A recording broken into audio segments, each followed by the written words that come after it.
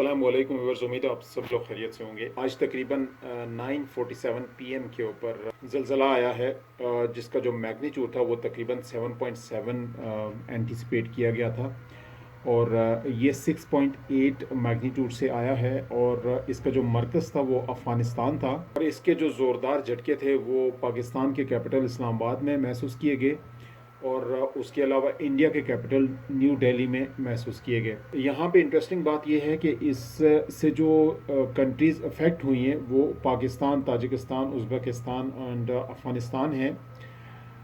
ये ताजिकिस्तान से तकरीबन 61 किलोमीटर दूरी पे था, लेकिन अल्हम्दुलिल्लाह इतनी बड़ी कोई कैजुअलिटीज़ नहीं हुई हैं। लेकिन अभी तक की जो अपडेट्स आ रही हैं उसके मुताबिक स्वात के इलाके में तकरीबन 120 अफराद ज़ख्मी हालत में हॉस्पिटल पहुंचाए गए हैं। इसके अलावा बिल्डिंग्स और लोगों के घर गिरे हैं।